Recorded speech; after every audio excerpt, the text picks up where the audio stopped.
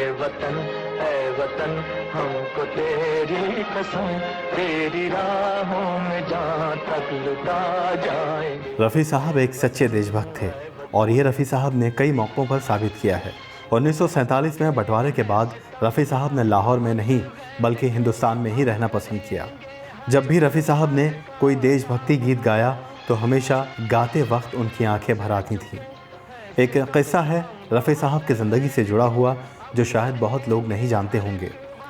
1962 में जब हिंदुस्तान और चीन के बीच युद्ध हुआ तो हर कोई चाहता था कि अपने सैनिकों का हौसला बढ़ाया जाए, इसलिए बॉलीवुड की तरफ से कुछ एक्टर्स बॉर्डर पर जाकर जवानों की हौसला अफजाई करना चाहते थे। कुछ कलाकारों के साथ दिलीप कुमार साहब और रफ़ी साहब ने भी बॉर्डर पर जाने का फैसला किया। रफ़ी साहब की ख्वाहिश थी कि वो वहाँ जाकर अपनी आवाज़ के ज़रिए सैनिकों का हौसला बढ़ा सकें और चीन के ख़िलाफ़ लड़ाई में इस तरह कंट्रीब्यूट कर सकें। और रफ़ी साहब तमाम कलाकारों के साथ 14,000 फीट की ऊंचाई पर हिमाचल प्रदेश के सांगला पहुँचे, जो तिब्बती बॉर्डर के करीब है। जब सैनिकों को पता चला कि रफ़ी साहब आए हैं तो वो चिट्ठी में अपने गीत की फरमाइश लिखकर उन तक पहुँचाने लगे, लेकिन वहाँ बहुत ज़्यादा ठंड थी और इसीलिए रफ़ी साहब की तबीयत ख़राब हुई और उन्हें गले में इन्फेक्शन हो गया।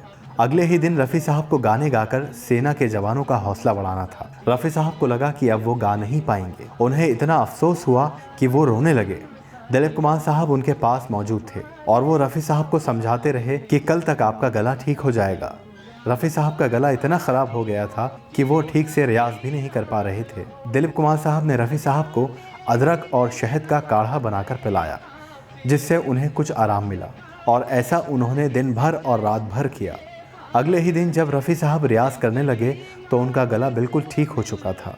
वो हैरान हुए और उनकी खुशी का ठिकाना नहीं था।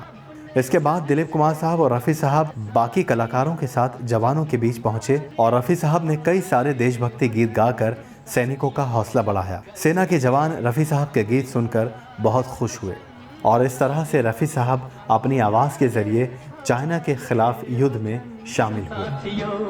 अब तुम्हारे हवाले वतन साथियों।